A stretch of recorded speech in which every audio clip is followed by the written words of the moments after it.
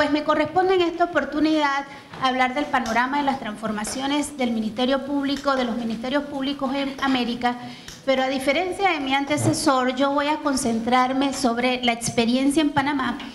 Y le decía pues al doctor Arellano mi preocupación, porque decía, ante una vasta experiencia y una exposición magistral, yo no puedo hacer alusión a este trabajo si no partimos de una breve introducción de que Panamá no ha escapado de los cambios fundamentales que se han dado.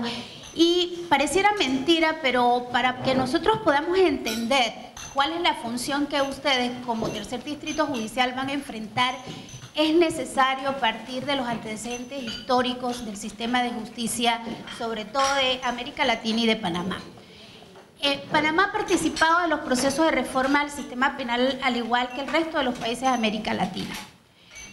Uno de los antecedentes, bueno, voy a partir históricamente para nuestros invitados especiales, porque los demás debemos conocer.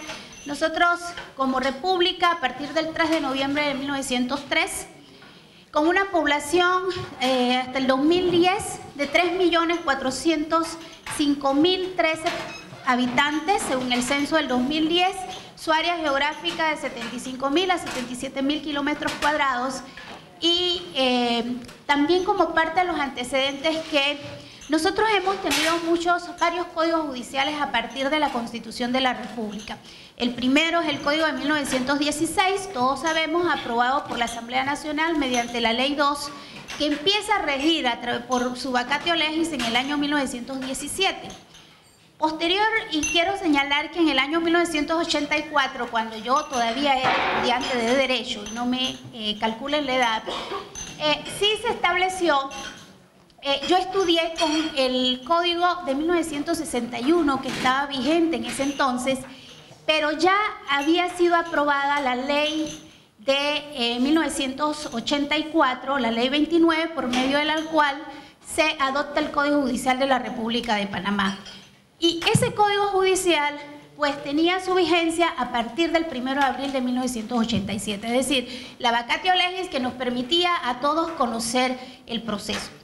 En las aulas se estudiaba el Código Judicial de 1961, que era el vigente, pero también las modificaciones que se daban en ese año para el año 1987, encontrando pues un procedimiento penal en el libro tercero, ya que nuestro Código Judicial lo que tenía era un libro primero, que es la estructura de la organización, tanto del órgano judicial, Ministerio Público, y que, señores, aún está vigente y va a seguir vigente con el sistema acusatorio.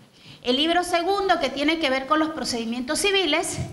El libro tercero, que era el procedimiento penal, y que tenía una de las grandes fallas que reconocíamos nosotros, porque se establecía que todo lo que era temas de probatorios o temas de aplicación de procedimientos, decía que se iban a las normas supletorias del libro segundo, es decir, los procedimientos civiles, pero no había concretamente unas disposiciones claras sobre el procedimiento penal, y sobre todo por el tema de las pruebas.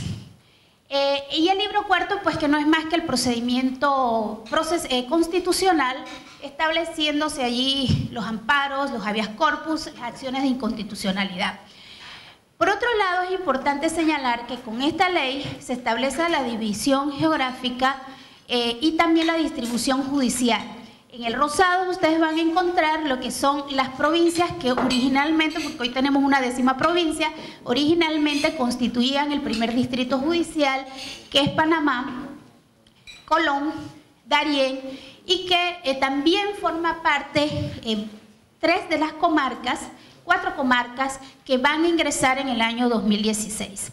El segundo distrito judicial, que es el verde, donde está Coclé y Veraguas, que fue la que inició el sistema acusatorio. Herrera y Los Santos, que es el celeste, es el 4º distrito judicial, que fue el que siguió en el tema progresivo, y Bocas del Toro, Chiriquí y la comarca Nové Buglé, que fue también el tercer distrito judicial. En cuanto a las modificaciones del Código Judicial, es importante para nosotros recordar que nosotros sí tuvimos algunos cambios dentro de esos procesos de modificación tendientes a mecanismos del sistema acusatorio. Algunos denominan que el sistema panameño con el Código Judicial de 1984 dicen inquisitivo. Yo parto señalando que es un mixto, porque ya en el año, la ley de 1984, que empieza a regir el 87, empieza a tener modificaciones en el año 1991. Pero la modificación más importante que debemos recordar es la Ley 1 del 3 de enero de 1995, por la cual se reforma el Código Judicial y se adoptan otras disposiciones. Y esto es importante porque surge allí figuras del sistema acusatorio que ya son atisbos al Código Procesal que hoy tenemos, tales como la audiencia preliminar, que era la posibilidad de llevar a una audiencia, o sea, oralizar la posibilidad del llamamiento a juicio. ¿Y por qué digo que era importante esto? Porque antes de eso el fiscal solo mandaba la vista fiscal, la denominada enunciación de los elementos de convicción que tenía, por los cuales consideraba que una persona debía ser llamada a juicio e ir a un juicio oral, y ese proceso no llevaba audiencia, sino que el juez simplemente en su oficina, en refrigerado o con un abanico, leía la vista fiscal, leía el expediente y decidía si llamaba a juicio. ¿Cuándo teníamos oralidad? Cuando había un juicio oral, con las sabidas limitaciones que teníamos, porque si la defensa no estaba de acuerdo con el llamamiento, se apelaba y subía, y esto era mucho tiempo. Podía ser un año o podía ser mucho tiempo más, hasta devolver el expediente. Las consecuencias entonces de los plazos entre el hecho y el resultado procedimental para aplicar una norma sustantiva como era el Código Penal. La otra figura, el proceso abreviado, que en su momento tenía una finalidad y se establecía: todo el que se vaya a un proceso abreviado podrá solicitarlo el imputado, y el beneficio que tenía esta figura era precisamente el reconocimiento de entre una sexta y una tercera parte de la pena. ¿Qué es el tema que se da aquí? Que con el proceso abreviado empezamos a desnaturalizar la figura, porque la defensa empezó, para recortar tiempos y no ir a juicio, decía: nos vamos a un abreviado con inocencia.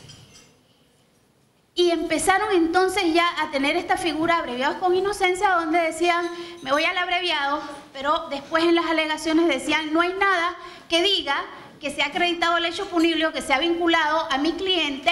Y el juez terminaba a veces con una audiencia señalando la absolución del indiciado. Un tema muy complejo, porque ¿cómo es posible hablar de la absolución del indiciado si el proceso abreviado tenía principios y características propias para reducir los tiempos y efectivamente salir con una sentencia para aquellos que los elementos de convicción eran suficientes y terminar con una condena? La otra figura, el juicio directo, ¿qué limitación tenía? No tenía rebajas de pena o reconocimientos. Era los casos en flagrancia de privados de libertad que habían aceptado los hechos. Y la suspensión del proceso sujeto a condiciones. Otra de las figuras importantes que se incorpora al código es la Ley 39 del 99, que regula la figura del principio de oportunidad. Allí es una facultad que empiezan a darle al fiscal, y que el fiscal se debate entre el principio de estricta legalidad, o sea, tengo que investigar delitos, y la posibilidad con esta facultad de discrecionalmente establecer: esto no lo voy a investigar, pero es reglado. O sea, no era porque a mí me parecía no investigarlo, sino que habían ciertas reglas que cumplir. Para nadie es desconocido que en el año 2005, y como parte de estos procesos que se fueron dando en América Latina, se da una situación y que termina con el conocido Pacto de Estado por la Justicia, donde entre los aspectos importantes se hablaba de cambios en la estructura de la organización de los procedimientos y la normativa del sistema de justicia para lograr un órgano judicial y un ministerio público transparente, imparcial, independiente, eficiente, eficaz y competente.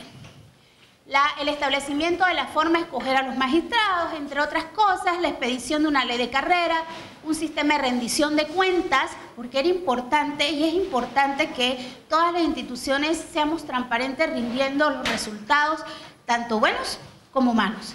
Y esto con la finalidad de que la sociedad sepa en qué se gastan los recursos del Estado. la coordinación con la Facultad de Derecho de las universidades para garantizar una formación académica que fuera ajustada a las necesidades de la institución, porque como decía mi antecesor, oiga, es que nadie nos preparan para ser fiscales. Nos graduamos de licenciado en Derecho y Ciencias Políticas, pero no con especialización en fiscales, ni especialización en jueces, ni en defensores públicos, sino que nos nombran y uno allí va aprendiendo, ya sea porque existen protocolos previos en una institución que es el ideal, o porque uno dice, bueno, es que el que me antecedió dice que él lo hacía así y yo sigo haciéndolo así. Que era una de las fallas y una de las críticas que fueron observando los estudios que ha presentado el doctor. La elaboración de un anteproyecto de reforma en el proceso, porque no podíamos seguir yéndonos al procedimiento civil para resolver situaciones del proceso penal donde los resultados eran totalmente distintos. Y la elaboración, un sistema que garantizara pues la seguridad jurídica con principios y normas jurídicas claras para que se respetaran los derechos de los ciudadanos. También dentro de la visión futura, se les dejo ahí un sistema de administración transparente, independiente y eficiente. Fíjense que empiezan a hablarse en términos de gestión de eficiencia, ¿sí? Ya no de aplicación de la norma en frío, sino de que todos los que estamos dentro de la administración de justicia tenemos que ser eficientes. Y eso significa también que el fiscal, en el caso nuestro, tiene que tener manejo de lo que es administración de recursos humanos y administración de las políticas públicas, y también sobre la optimización de los pocos recursos, los pocos o muchos recursos que podamos tener a nivel institucional. También es importante que esto, a través del decreto 541, designa una comisión codificadora. Lo ideal era que hubiesen surgido tanto el Código Penal como el Código Procesal de forma simultánea y se hubiesen aplicado inmediatamente. No fue así, pero fue un avance. La Ley 14 del 2007 es la que aprueba el nuevo Código Penal y esta empieza a regir el 23 de mayo del 2008. Pero con el sistema establecido en el Código Judicial que ahorita está vigente en los distritos judiciales. Y posteriormente, en el 2008, se aprueba la Ley 63 del 28 de agosto, que adopta el Código Procesal de la República de Panamá, estableciéndose en sus artículos finales que empezaba a regir de forma paulatina y además que empezaba a regir en el año 2009, en el segundo distrito judicial. Esto quiero recordarlo porque también impone establecer que antes del 2011 el Ministerio Público también se vio abocado a una preparación previa y que esa preparación creo que ayudó a enfrentar el sistema, sobre todo en el segundo distrito judicial. Entre las transformaciones yo creo que es importante establecer cambios previos y cambios posteriores. También un antecedente que es importante y que tiene un efecto o va a tener un efecto en el tercer distrito judicial, porque lo hemos visto en el segundo y en el cuarto distrito judicial, fue la Ley 69 la que establece la creación de la del cambio de Policía Técnica Judicial a la Dirección de Investigación Judicial adscrita a la Policía Nacional. Y allí esos cambios, obviamente, y todos los hemos conocido, que esos cambios de esa antigua policía que iniciaba toda la investigación y cuando llevaba todo listo al fiscal, cambia la dirección, estableciéndose que la dirección funcional la llevaba el fiscal y que ya no debían recibir denuncias. Ese cambio fue fundamental y que de alguna otra forma hay que hacer un alto para revisar si eso va a coadyuvar a mejorar la eficiencia y la eficacia en la administración de justicia, o se requieren algunos ajustes importantes que hacer. Y también la Ley 50 del año, la Ley 50, que es la ley que crea el Instituto de Medicina Legal y Ciencias Forenses y que empieza a separar en la distribución aquellos que estaban en criminalística de la antigua Policía Técnica Judicial, que dicen usted pasa al Instituto de Medicina Legal o se queda en la Dirección de Investigación Judicial. Entonces, algunos de los técnicos que fueron capacitados por muchos años como investigadores terminaron yéndose al sistema, al Instituto de Medicina Legal, como técnicos de criminalística, y otros se quedaron pero también se reforzó a la Dirección de Investigación Judicial con miembros de la Policía Nacional y de la Dirección de Investigación e Información Policial, con otra mentalidad en cuanto a la investigación, y eso tiene que ser un objeto de un análisis en cuanto a las estrategias de investigación y a las capacidades que requieren tenerse y destrezas para lograr enfrentar esos temas, como decía el doctor Arellano. ¿Qué pasa con los casos complejos, donde desde el inicio no tenemos una persona? O posiblemente se sospecha de alguien, pero tenemos que llevar a cabo actos de investigación o una investigación estratégica para poder establecer sin lugar a dudas su vinculación. Eso frente a la flagrancia. Si contamos la flagrancia, ¿sí?, efectivamente será suficiente como para decir que estamos dando una buena aplicación del sistema y que se está ventilando todos aquellos, la mayoría de los casos con salidas alternas, o simplemente son aquellos casos que son los menos. Entonces, esas son otras preguntas que le agrego a las ya planteadas por el doctor. En estos cambios previos, nosotros nos establecíamos temas como cómo se iba a asumir el reto con un modelo de gestión que teníamos, del cual no quiero hablar mucho porque el licenciado Aurelio Oliver Vázquez y el licenciado Agustín van a hacer alusión a ese tema del modelo de gestión, que con todos los datos que desde el día 1 nos correspondió atender en el segundo distrito judicial. ¿Cómo se daría el proceso de descarga de las causas del sistema mixto? Fíjense que eso es importante. Y ya una de las últimas partes de la intervención estuve anotando las preguntas y estuve anotando también algunos aspectos, era de ¿por qué medir? Uno de los cuestionamientos, recuerdo que hace un defensor público al año del sistema, decía: oiga, es que ustedes toman mucho las estadísticas. Y yo le decía, es que las estadísticas no son para saber cuántas condenas hay, es para saber si hay una eficiencia en el sistema.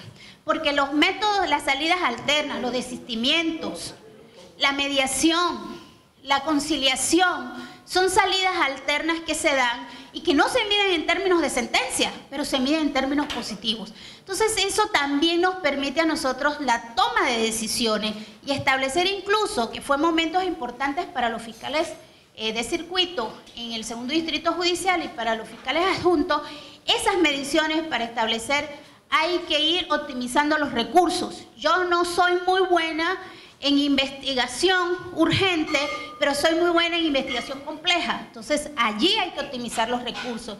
Yo no soy muy buena litigando de forma temprana o no tengo mucho rapport para llegar a acuerdos de pena, que es un mecanismo que desconocíamos por completo hasta el año 2011, pero soy muy buena dirigiendo investigación. Entonces, todos esos aspectos eran importantes.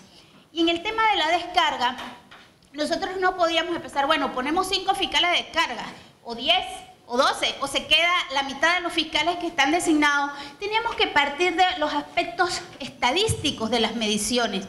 Y hubo 2 mediciones importantes. Uno, empezamos a medir desde el año 2008, si mal no recuerdo, todos los casos que se daban y los resultados. Eso fue un aspecto interno que se dio. Y también otra de las mediciones importantes, un tema importante, fíjense, que era administrativo, pero que fue fundamental en el segundo distrito judicial: la designación de un estadístico. Un solo funcionario que a la postre se ha especializado también en acusatorio y determinado estudiando Derecho. Para poder entender todos esos procesos, él se fue involucrando y fue preguntando, pero saber qué era lo que pasaba con las descargas, cuánto entraba y cuánto tenía que salir, y cómo íbamos, a qué tiempo íbamos nosotros a terminar de atender el sistema mixto. Los personeros es una figura que la tenemos constitucionalmente y dice que los personeros están en las áreas municipales. Ese fue un tema de atención primero porque el Código Judicial no hace alusión a jueces circuitales y a jueces municipales. Hubo una modificación que incluye a los jueces municipales, pero con muy pocos delitos. Entonces se hablaba, bueno, los personeros serán para eso, pero no podíamos dedicar un personero para atender en un distrito o en un municipio 50 causas al año. Era importante que ese personero también se involucrara y se convirtiera por resolución en un fiscal adjunto y que pudiéramos utilizar el recurso para atender esa causal que se iba a dar, o el incremento de causas que se iba a dar.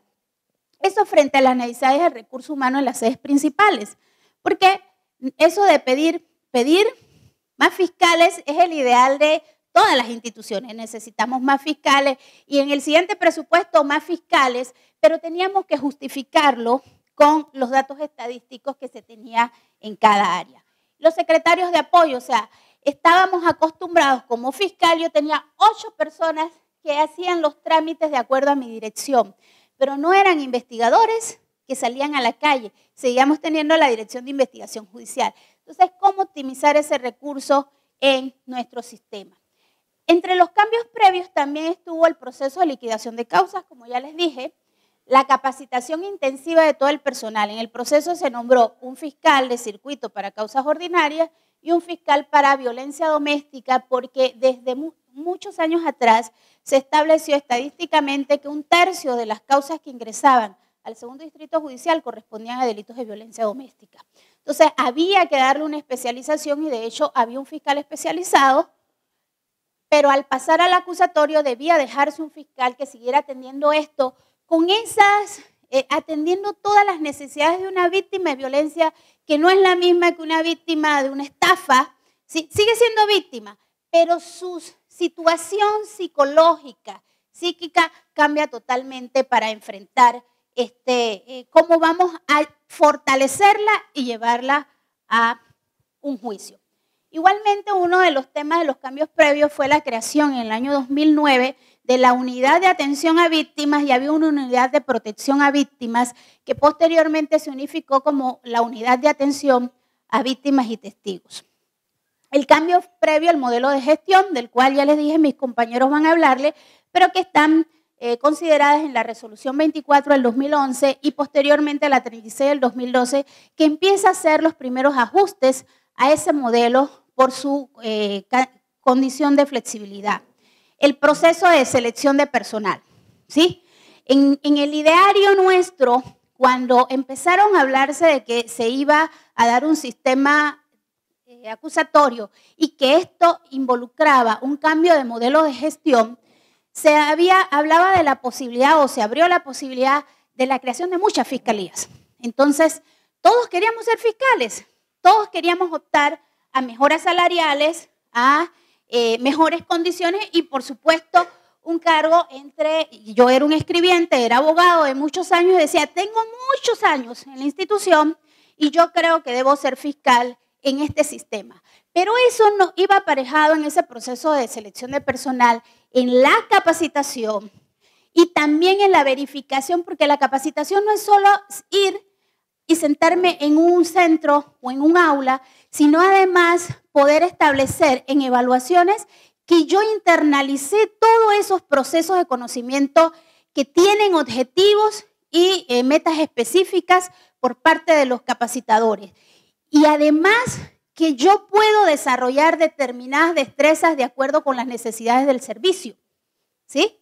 Entonces, yo no es que quiera ser el fiscal X de turno o el fiscal X porque tengo más o menos trabajo, sino que la selección tiene que ser objetiva por elementos o indicadores de medición muy concretos para poder optimizar esos pocos recursos o los recursos que tengamos en ese momento, que creo que ha sido parte del proceso que ustedes han ido pasando en estos meses a partir de enero.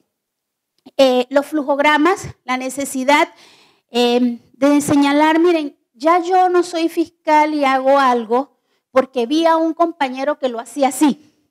Esa ya no puede ser mi respuesta en un sistema como este.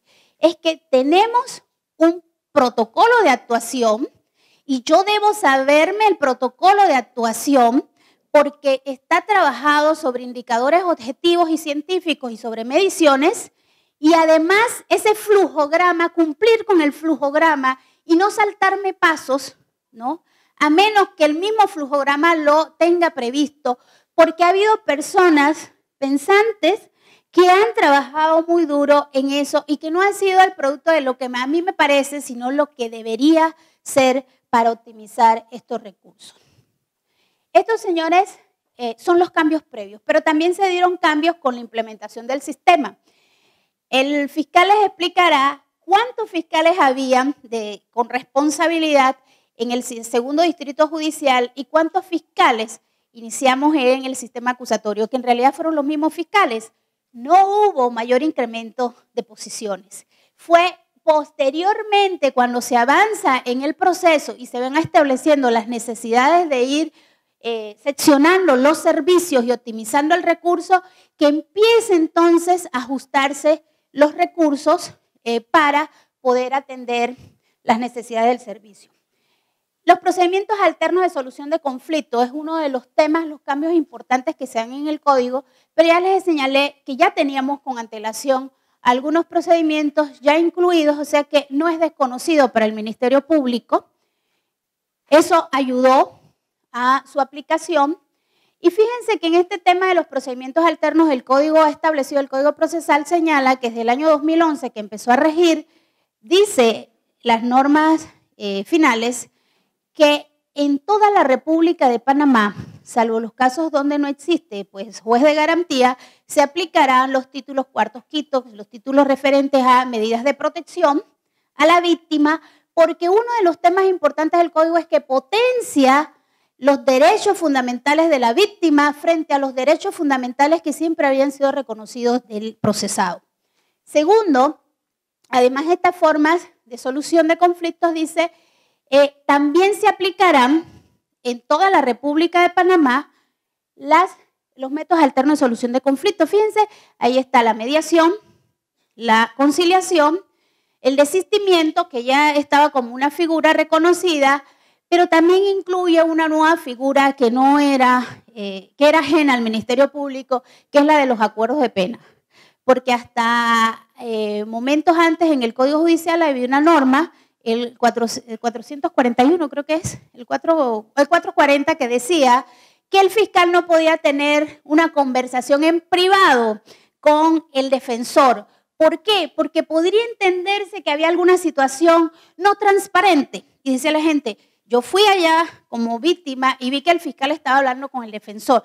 Algo se pasa bajo la mesa. Entonces, esto de los acuerdos de pena conllevó una evaluación y la necesidad de establecer un protocolo de actuación que es a través de la resolución 22 del 2013 y además de un protocolo de actuación, establecer cómo se iba a dar los acuerdos de pena en cuanto a la aprobación de los mismos, pero con la finalidad que en el futuro ya esto fuera una figura muy generalizada que permitiera que todos estuviéramos en capacidad de hacer acuerdos, sobre todo los entes que atienden de forma inmediata, que es el servicio de litigación temprana.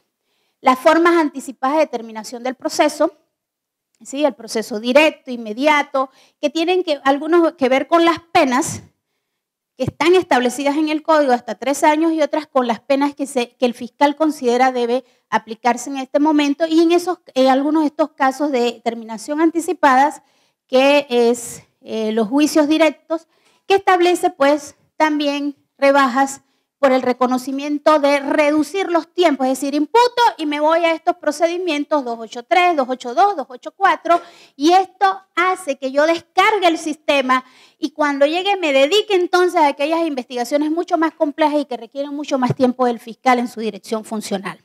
Los protocolos de actuación, cambios importantes. Estábamos acostumbrados, este es el código, bueno, a mí me parece que debe ser así, esto yo lo hago así, yo recibo una denuncia de esta forma, ahora hay protocolos de actuación. ¿Cuál es lo que tenemos pendiente? Que todos estemos conscientes que los protocolos de actuación cumplen una función específica y cumplirlos, porque de nada sirve que yo hoy diga, oigan señores, ustedes saben que uno de los éxitos es que todos los fiscales se involucraron en protocolos de actuación y en flujogramas para decir que los tenemos como un recuerdo viviente en la oficina de implementación. Es su aplicación la que nos va a dar el éxito de ir cumpliendo con esto y efectivamente diciendo el sistema funciona adecuadamente. Los ajustes en los tiempos de respuesta, la potenciación de las salidas rápidas. Estas son Y bueno, un tema importante, lo de la plataforma tecnológica para el sistema penal acusatorio. Fíjense que, ¿por qué es importante? Porque el Ministerio Público es el que inicia, esta es la plataforma vieja, el Ministerio Público es el que inicia toda la información, pero también están conectadas todas esas instituciones que ustedes ven allí. Órgano judicial, la policía, la DIJ, Instituto de Medicina Legal, hasta el sistema penitenciario. Y esa es la finalidad de que no estemos ante una percepción, dice, hay muchos casos, hay menos casos, la policía dice, hay 500 homicidios, el otro dice, no, hay 300. Entonces, aquí ya información real y veraz que permita que todos en tiempo real podemos conocer cómo está la situación de la justicia y que además también por temas de evaluación, tienen ustedes, les informo que la señora Procuradora podrá ver en tiempo real cualquier actuación que ustedes hagan en casos importantes, porque eso es parte de la supervisión que se puede dar. Yo quiero tocarle aquí algunos aspectos estadísticos que también eran importantes y yo reitero lo que decía el doctor. Tómense estos 13 días para ver en términos numéricos cuál es el ingreso real de los casos que se han dado 2 o 3 años antes, porque un año no mide. Tienen que ser con bloques de años para poder establecer las proyecciones de lo que puede suceder en ingresos. Este es un estudio estadístico que hicieron nuestros estadísticos tomando en cuenta los 2 distritos donde están y hasta en julio del 2014. Y aquí se quiso establecer los porcentajes de casos iniciados que concluyeron en juicios penales y registrados en los despachos aquí con el sistema inquisitivo, 31.407 ingresos frente a 2.108 sentencias, es decir, un 6,7%, y la medición del sistema acusatorio, que es de 27.000, o sea, disminuye, ¿sí? Pero es por el tiempo en que se está midiendo y porque además el 4º distrito judicial ingresó un año después, o sea, por eso es que están los números en esos términos, 2.252 sentencias y un 8,3%, o sea, un incremento, y por eso es que el doctor hablaba de que efectivamente van a incrementar los casos de sentencias por las soluciones inmediatas que se le dan. Las imputaciones registradas, ¿no?, en términos de porcentaje, también se midieron en los 2 distritos judiciales, y las sentencias aquí, en términos de los datos reflejados, son los del sistema mixto, del sistema acusatorio. ¿Cómo se mide? Mire, en el sistema acusatorio de las condenas, de los procesos terminados con sentencias, 2.168, 2.252, el 96% son condenatorios, el 77 casos, 3% son absolutorios, y 7 que, bueno, debe ser 1%, que son las sentencias mixtas, cuando hay varios indiciados o imputados y terminan algunos con condenas y otras con absolución. Y este es un sistema mixto de cómo se medían los resultados y que obviamente hay un cambio allí de perspectiva, pero tampoco es quedarnos con eso, sino que las mediciones efectivamente nos digan que ha habido un avance con el sistema o la implementación del sistema. La aplicación de métodos alternos es un tema importante porque no les van a medir solamente por las sentencias. La productividad no solamente es la sentencia, sino cuántos casos usted sacó con otros métodos alternos de solución de conflictos. Allí tenemos que seguir haciendo un esfuerzo porque muchas veces la sociedad dice, yo lo quiero preso. La víctima dice, lo quiero preso. Y la víctima es importante para un desistimiento porque ella es la que pide la audiencia. La víctima es importante porque dice, yo sí quiero ir a mediación, pero si no quiere ir, pero este es un proceso de concienciación y divulgación de las bondades del sistema y de los métodos alternos de solución de conflicto y los resultados que va a tener para la tranquilidad de las víctimas, ¿sí?, y para la sociedad. La comparación pues de los expedientes egresados y las variaciones, y esto en términos de tiempo. Aquí voy a usar el 2º distrito judicial, que se establecía que en un sistema mixto alrededor de 235 días en promedio de las dos provincias y que luego el sistema termina con 116 midiendo a partir de la imputación hasta el resultado final, estableciéndose menos 119, ¿sí? El número negativo se considera positivo porque hay una disminución de los plazos y ese es un tema importante porque la gente dice que, ¿qué?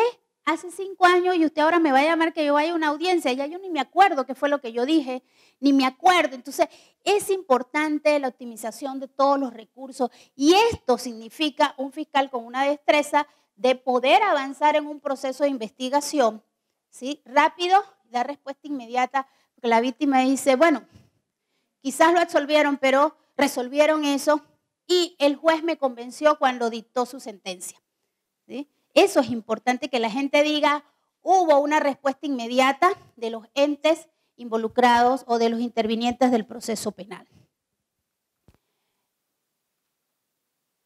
Uno también de los logros que quiero compartir con ustedes, pues una guía de delitos que ahora creo que está trabajando algunos fiscales, reforzándolo con el tema de los objetivos y algunos tipos de delitos, pero estableciendo los fiscales, todos trabajaron día y noche. Hay una guía de delitos, aquí tengo que reconocer al licenciado Agustín que le tocó revisar toda esa guía, pero fueron muchas horas de los fiscales, muchas horas, muchas amanecidas, que al principio los fiscales cuestionaron, pero posteriormente dicen, bueno, es el resultado y se sienten hoy satisfechos de que se les reconozca que este es el trabajo de los fiscales, porque cuando uno se involucra, es como cuando usted va a una fiesta, hay dos cosas, usted puede decidir irse a comprar el vestido más lujoso y llegar a la fiesta y no sentirse parte de ella, ¿sí? Se toma una fotografía y dice que muy bonita la fiesta, pero en otra cuando usted participa de la fiesta, le toca servir la comida o le toca a usted y la gente se va contenta, usted se siente satisfecho, cansado, agotado, pero satisfecho porque los resultados usted los ve en la sonrisa de la gente y en la satisfacción del sistema. Entonces, este es un tema que para nosotros era muy importante porque nos decíamos, oye, ¿y cómo investigar delitos? Resulta que todos teníamos el código y para mí, yo lo investigaba de esta forma, empezaba por esto, por el otro, y dice, ¿por qué no hacer una guía, decía el OISPA, que establezca qué cosas son fundamentales? O sea, lo cajonero, dice la gente, ¿qué cosas son fundamentales? Pero esto que no sea una guía donde yo me cierro aquí y digo, voy a archivar, sino que esto es lo mínimo que debe tener una investigación para que la gente esté satisfecha. Y esto fue el producto del trabajo de todos los fiscales que se involucraron. La jerarquización de los tipos penales por complejidad para poder entender por qué el reparto a mí me tocan 5 causas, complejidad 5, y a Oliver le tocan 15 causas, complejidad 2, ¿sí? Entonces, eso tuvo que ver un poco con la plataforma y el sistema de reparto establecido. La Junta de Fiscales, es decir, un tema importante era que no podemos estar tomando decisiones alejados del consenso. Llega un momento en que hay que someter a la consideración de otros compañeros algunos casos importantes y que se tomen decisiones y que eso nos ayude a nosotros a fortalecer nuestras investigaciones. Por eso uno de los temas importantes era la Junta de Fiscales y también hacer los ajustes a los modelos de gestión a partir de la propia experiencia de los fiscales. La guía de formulación de imputación existe, los formatos de acuerdos que ya existen. Hay un proyecto, es solamente un proyecto judicial se llama programa judicial que está en una sola provincia de tratamiento de drogas, como una forma distinta también reconoce una figura que es el Instituto de la Suspensión del Proceso Sujeto a Condiciones, pero ahora con una perspectiva distinta que tiene que ver con darle opción a aquellas personas que han cometido el delito pero que están vinculados. Es un plan piloto que está por ser evaluado, pero que lo importante es que también forma parte del sistema acusatorio y que de hecho ya 3 personas van a terminar ya el programa exitosamente. Los formatos de acusación que también fueron producto del trabajo que hicieron todos los fiscales en un análisis del código versus todas las estructuras que fuimos viendo de los otros países. Algunos ajustes de servicio, de eso va a hablar el fiscal posteriormente en horas de la tarde, reestructuración de servicios donde mayor impacto de delincuencia hay y que se llaman mini, le dice alguien de recursos humanos, las mini unidades o mini regional, porque tienen que ver donde se da mayor impacto y eso es importante la medición. Agua Dulce, por ejemplo, era un problema donde mayor impacto de delincuencia y diferente la tipología de delitos que se daba allí y la forma de investigar tenía que cambiar, por eso se hacen ajustes en estos servicios. ¿Qué es lo que cambia en el sistema? Delimita el campo de las atribuciones de la Dirección de Investigación Judicial y la de acusar, define la dirección jurídica de investigación a cargo del Ministerio Público. El juicio se basa en principios de oralidad, concentración, contradicción y mediación. El juicio es un debate entre tesis, tanto del Ministerio Público y de la defensa, entre dos adversarios. Se potencian los derechos de la víctima, la aplicación de métodos alternos y se separan las funciones de persecución penal y de acusación que está a cargo del Ministerio Público y la decisión a cargo del órgano judicial. Esto con el tema de las posibilidades que tienen ustedes hasta dentro de 13 días de seguir ordenando detenciones preventivas, ordenando las indagatorias, o sea, establecer la condición de imputado de una persona que ahora tiene que ser con un control jurisdiccional. Entre las conclusiones es que los resultados que se han expuesto están relacionados con la drástica reducción de tiempo, de duración de los procesos penales, lo que significa que el sistema de justicia atiende más rápido o debe atender más rápido. El mayor nivel de atención de los casos, lo que implica que se atiendan más casos y que por lo tanto el nuevo proceso penal es más eficaz. Mayor o mejor nivel de descarga procesal, lo que demuestre que las salidas alternativas y mecanismos de resolución de conflictos vienen aplicándose aceptablemente. Pero esto, señores, requiere previamente el tema de divulgación y concienciación de las personas de estas medidas alternativas y lo efectivo para no involucrarnos, porque el impacto de llevar a una persona a un juicio no es fácil. Si a veces cuando usted cita a alguien al Ministerio Público, ya van 20 veces antes del día de la citación para ver por qué lo quieren y usted le dice, no le puedo dar información por teléfono, tiene que llegar aquí y le vamos a explicar. Entonces, obviamente llevarlo a un juicio es mucho más complejo, porque antes usted dice, bueno, la víctima no viene, pero me voy con su declaración. Y le digo al juez, léase la declaración de ese señor y vea lo que dijo. Pero el juez no lo ve. No tiene esa percepción directa, esa inmediación de saber cómo realmente se siente la víctima y por qué dice A, B o C. Entonces, obviamente explicarle a la víctima desde el inicio del proceso que además de tener derechos, ella es parte importante en el proceso y que nosotros no podemos perderla de vista porque en el evento de que llegamos a un juicio, tenemos que ir acompañada de ella y es importante. Entonces, es todo un proceso que obviamente también requiere recursos para la institución porque un juicio oral sale muy oneroso. No es lo mismo que métodos alternativos o soluciones anticipadas donde usted, bueno, lleva el imputado, pero un juicio oral sale muy oneroso porque estamos hablando de tiempos, de recursos, de traslados de peritos, que también tienen otras obligaciones en otros lugares y obviamente esas mediciones son importantes hacerlas y esos análisis sobre eso. El respeto al debido proceso, los derechos humanos con la incidencia en la disminución de internos procesados. Miren que se siente muy bien, se los digo con conocimiento de causa, cuando uno dice, ¿cuántos detenidos tienes? Nosotros no tenemos detenidos. ¿Cómo así? No, es que la detención la ordenó el juez. Los privados de libertad están a órdenes del juez, ¿sí?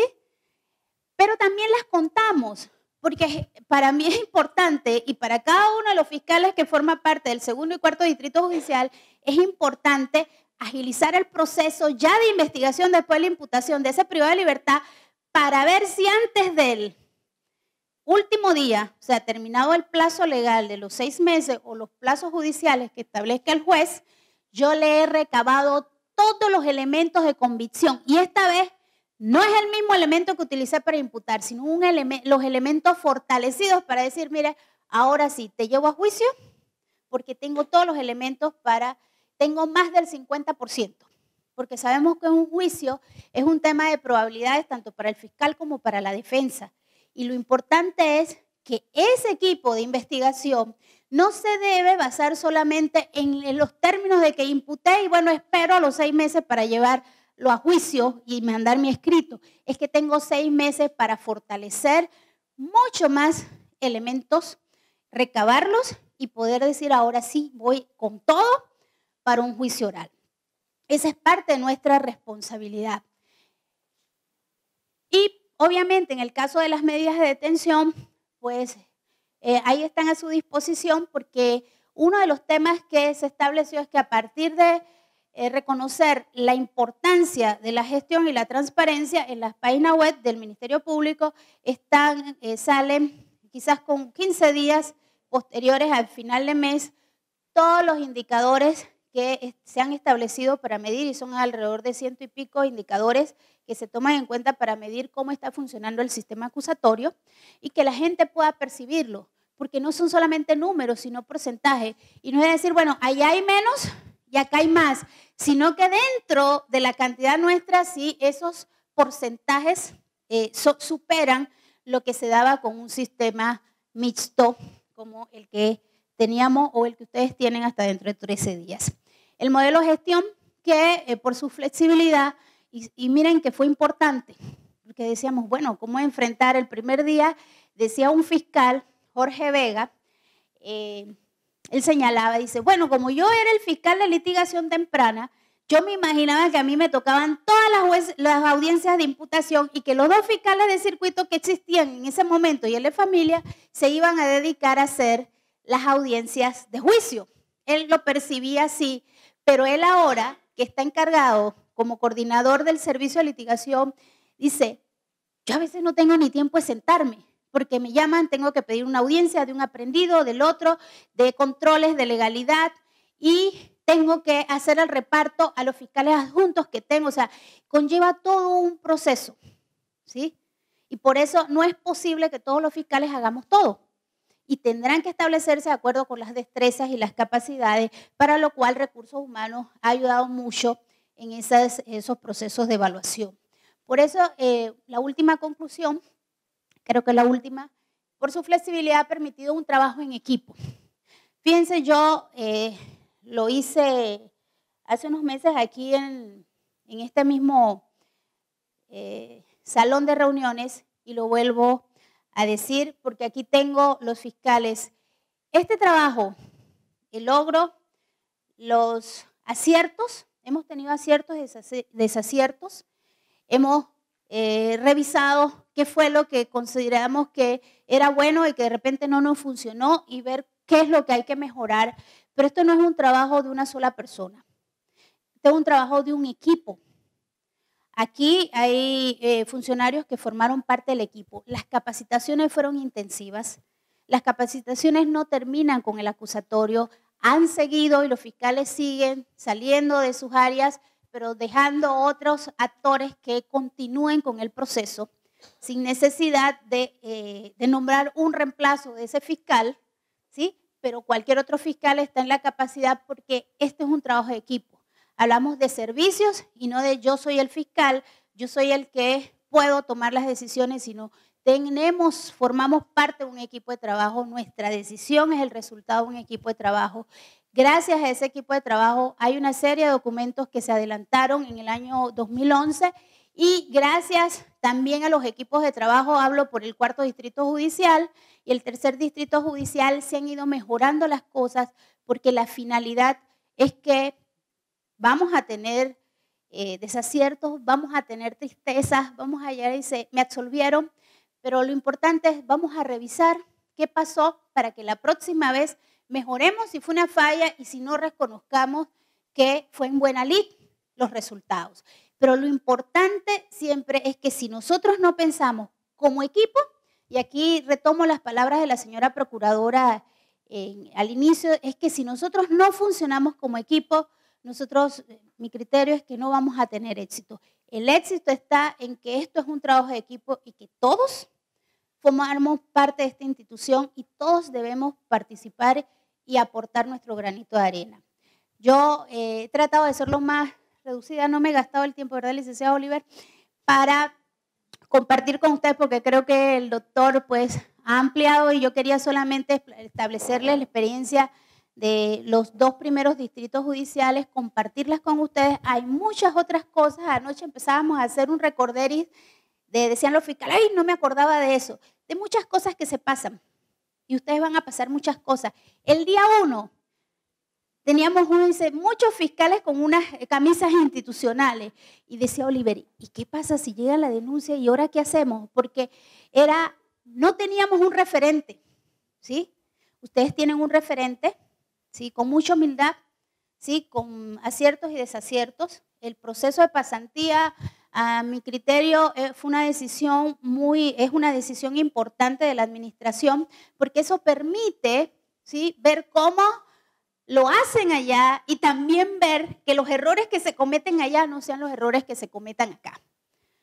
Ustedes, yo les decía en una ocasión, son aguerridos y como dicen es la provincia o la República de Chiriquí, ¿sí? Y están empeñados en que no va a haber nada que opaque que esto no funcione. Pero siempre, siempre, señores fiscales superiores, trabajo en equipo. Muchas gracias y bueno, a su consideración las preguntas.